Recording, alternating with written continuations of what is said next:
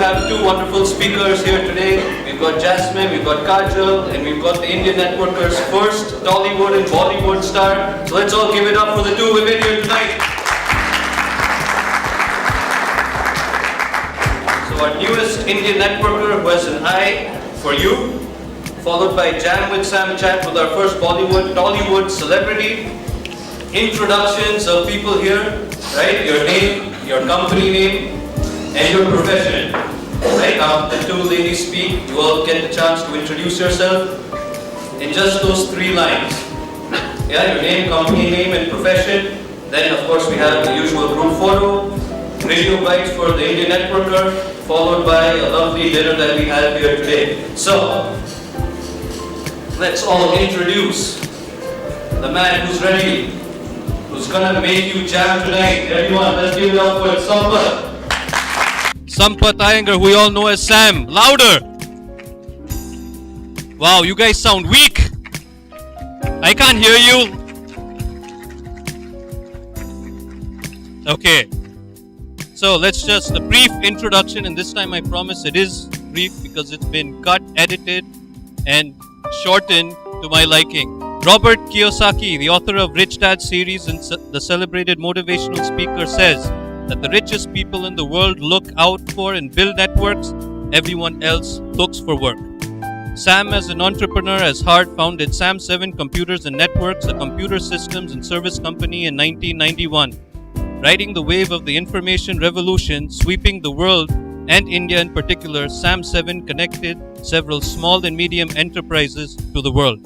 The changing times, coupled with Sam's experimentation, paved the way for Neo Social 7, a digital media business which he started in 2009. Jam with Sam, an invite-only chat show, emerged as an idea in January 2012 with just about 10 people, and today it's grown to be a network of over 40 plus influential business entrepreneurs.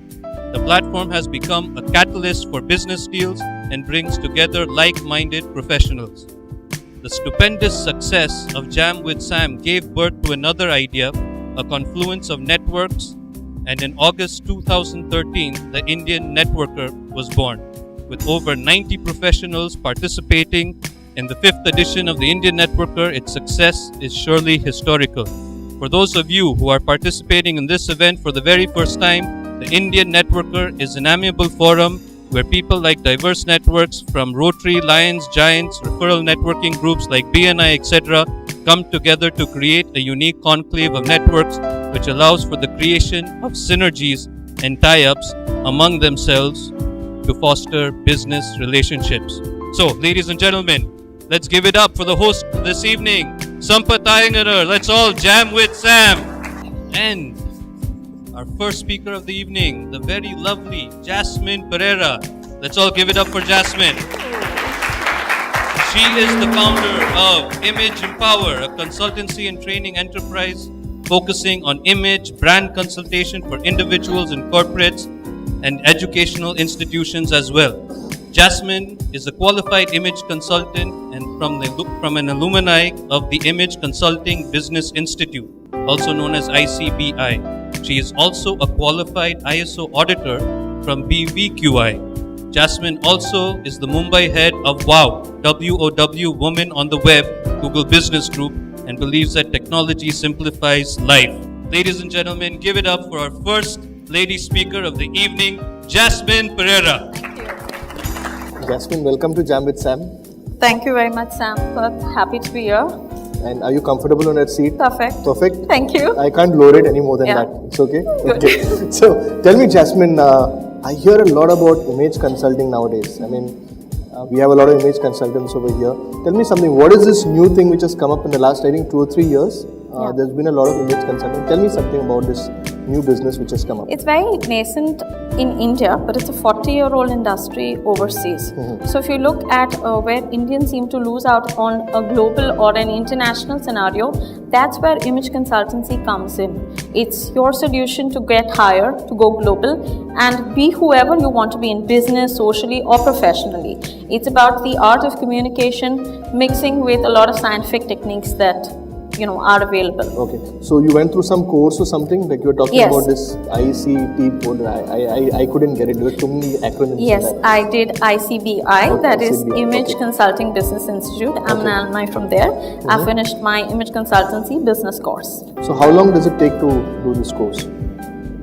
Well, I think the theory part only takes 9 to 10 months, but if Okay. you ask me how long does a course take, it's ever evolving, ever learning, so you have to keep updating yourself on your content and research. So you keep going back to the institute for some updates or something? Yes, in terms of support, they are very helpful with content support or any business support in terms of leads with clients or anything. Yes, they have been supportive. And what is the business people get out of this? I mean, if once you become image consultant, I mean, do people come running to you for business, or you've got to go and hunt them out? No, I think image consultancy has also been very misconstrued with, it's just part of grooming or more like a fashion stylist. What it really is, it's a whole science. Everyone who is participating in this course has each individual strengths, and you play on your strengths. So whether it's communication, whether it could be fashion styling, it could be your background that you're coming with, or somebody who wants to learn more about who they are and what their strengths are. So it's a great opportunity in that sense. Okay, so once a person does that, and then how does he get customers? I mean, does he approach his neighbors or something, or how do you advertise? If you ask me for clients, how do you get Yes, clients? I'll speak from my personal experience.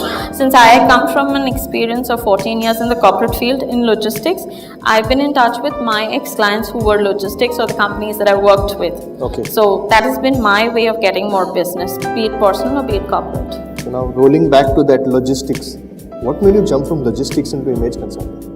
Fortunately, got the opportunity to travel a lot overseas. I'm also a qualified auditor from BBQI. So I did 8 years of all India auditing, which again gave me an exposure to travel to different companies, right from manufacturing to services to a BPO, everything. So it gives you a great exposure in terms of so many different cultures and varieties. I was also lucky to work with most multinationals. So the way a German company works is far different from an American company. So going from that perspective, it was about why are we not where we should be in the global scene. Though Indians, we have a lot of brains. It's the way we conduct ourselves, a lot of business etiquette. Yes, definitely lacks. So more on that front. So men versus women, who do you think are better at grooming and the image? I won't say who's better, but yes, women at least invest a little time and think that it's important to be groomed in, but a man can wake up and say, aaj chalta hai, I'll not shave and walk around. So, yeah. Not shaving is good, accepting. You look good, but you have to really groom yourself to go away with that French beard. Like Sylvester is like having a nice, he looks very, macho that way over there. Mature. He's smiling. Or Macho. macho. I'm giving men's perspective. She'll give the women's perspective over there. No, I think. So it's all a matter of carrying yourself. Absolutely, presenting yourself in the way you want to be seen. Maybe there's a reason why he's the way he is today. So that's his choice. So what is the percentage of men versus women which you consult? I mean, are there more men whom you consult, or are there more women you consult in your business? Or is it just equal? No, it's a 50-50 percentage in terms of men. Most of the time, the CEO will want his consultancy and then refer his wife. So, from one home, like I can have 4 clients grouped in together, their kids, and one wants to go for internship. So, it works that way. So, you think that has corporate dressing come down? Previously, like I think I and a couple of guys, the only guys wearing tie. I used to wear tie for a long time, almost 20 years. So, I had this one customer come out and tell, "Tum naate samay pe tie pehanta hai kya?" So like I said, what? नहीं यार तू कभी भी देख रहा हूँ time है to go for all meetups and all that and this. Then suddenly one day about a couple of years back I said I don't want to wear a tie anymore.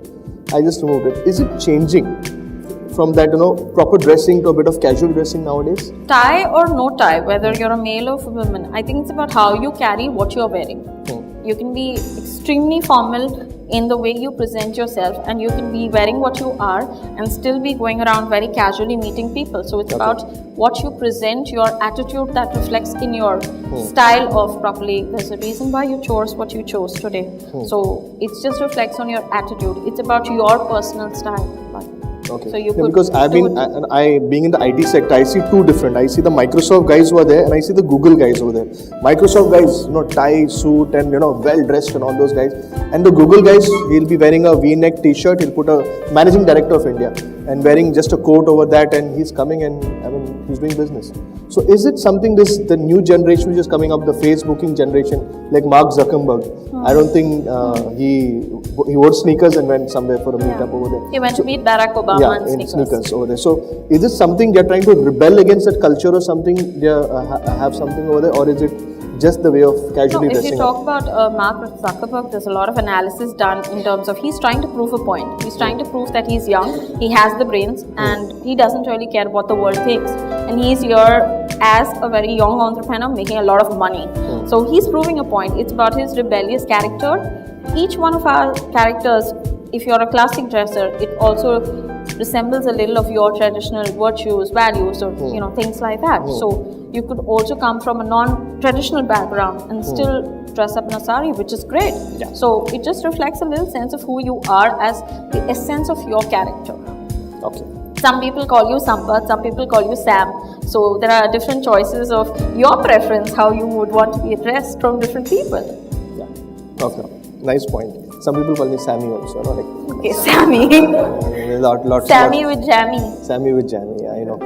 So, coming to this, what exactly do you do? Suppose if you come to my house, are you going to come to my house and go to my wardrobe and start, this is not you, this is not you, that kind of stuff over there? Or do you go with the clients for shopping and enjoy yourself and load up that guy's credit card and he's like, when am I going to use that stuff? Are you image consultants? I heard do that. Are you one of those, or do you? If you're calling me to your house, I think first I'll come and have the lovely food that your wife makes. So I'll definitely come during eating time. And if you're talking about really loading up your credit card, it's also about being shopping, but economically with the brains. Okay. If you talk about different scientific techniques that we talk about in terms of wardrobe evaluation, is also clustering.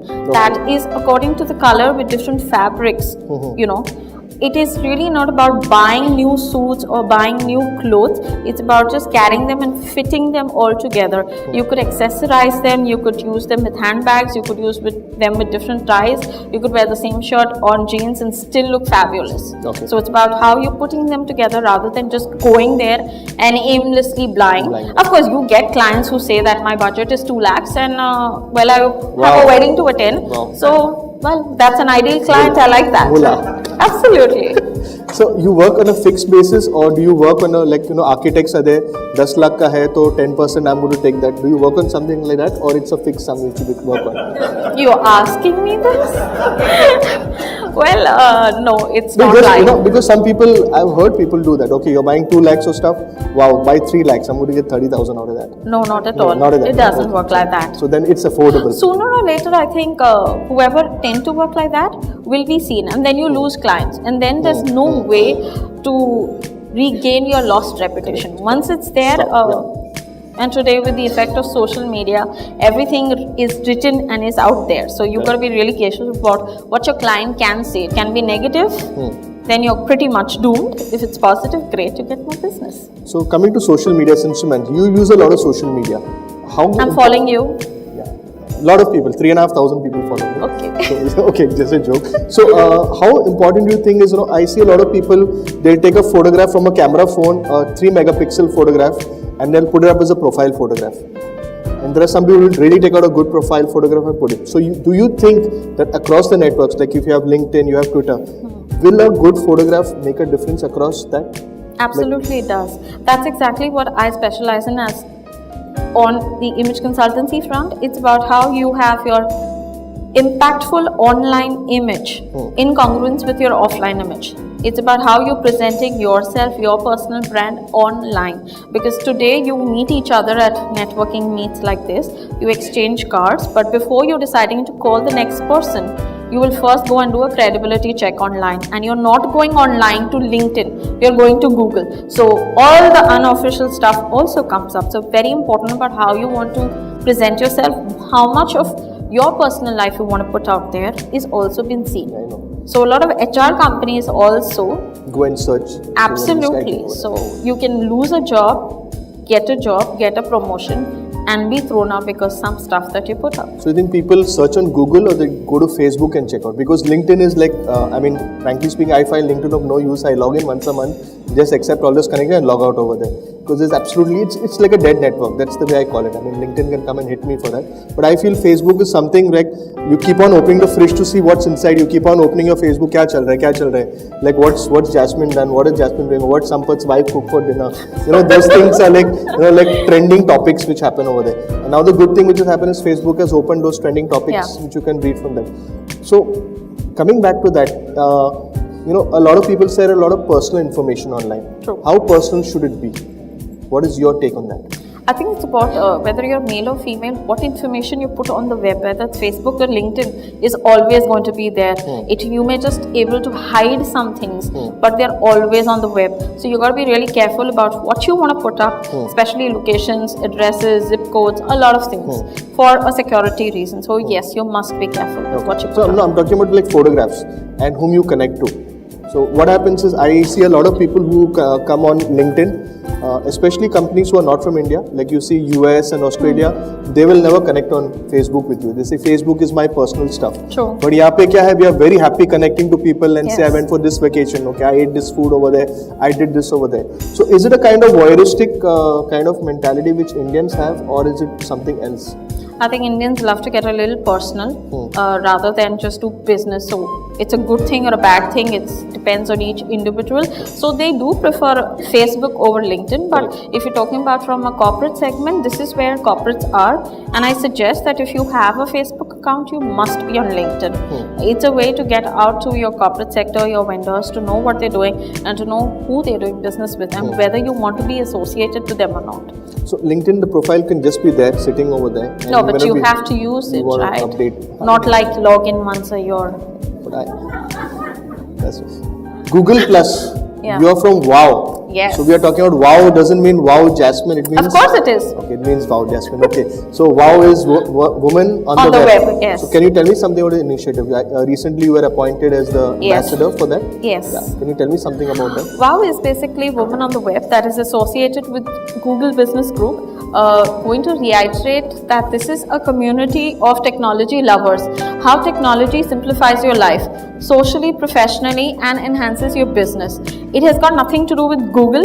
Yes, Google interviews us, kind of does our rounds. We have a lot of Skype meetings. A lot of the resource for our technology support is provided by Google. But in terms of decision making, we are running the show as far as that is concerned in running different chapters. It's a worldwide international group. It is present in 100 cities in India already, and we have close to 70 countries around the world which has a WOW and a GBG put together. GBG is again open to all, male and women. WOW is an initiative which is taken about because I think women, we have a lot of brains, but we run away from technology. We rather, take help from a male. So that's where we thought a little more focus about helping women entrepreneurs and basic general women professionals to help themselves. If you want to cook today something exciting, so you go to a website and download a recipe and you can cook that. So who says it's about business? So if you're able to do that, it's good. So we take it from having an online basic web presence to absolutely page insights to data analytics to everything about it. So when is the next event happening? Well, our next event is on 29th of March. It's a blogging event. So do come and attend. Register at gbgmumbai.org/WOW if you're a woman. So you'll stay tuned for all the standees is right there, or you can connect with me later. We are having a 29th blogging event. In April, we'll have a WOW event specifically for women. This is really not, men are not invited except for the speakers, but you can attend our GDX. Yes, Sampath covers our events.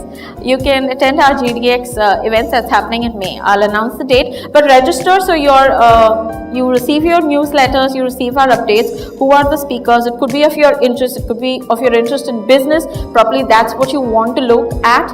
It's about exploring maybe mobile applications for one of your textile business. You want to know more whether it suits you. So do stay in touch with us You and can check out, join. we have an interview of Mr. Shri, who is the head Yes, of he's our GBG. Mumbai chapter. So you can check on the Indian Networker, we have his interview, it's all about Google Business School. It's a Absolutely. nice meetup to go for. So Jasmine, a bit about your childhood and a bit about where were you from and... I'm originally from Mumbai. I'm Yes. living all my life in Andheri East. Yes. And well, what else? So do you're you a need to you're a know? Andheri girl, Yes, absolutely. not a Bandra girl. No. Normally, okay. No, college in Bandra. College in Bandra. Yes, Okay. of course. Fantastic. So Yes, divine child. Divine I have some child. rivals here, so Divine Child, St. John. yeah. Okay. Okay. So Jasmine, it was lovely having you here. And Thank you so so much. And Jasmine, incidentally, is one of our first Indian Networker members. We have opened membership for the Indian Networker, and Jasmine is one of our first persons who have signed up with us. Thank you, Jasmine. Thank you so much. Thank you. Thank you so much.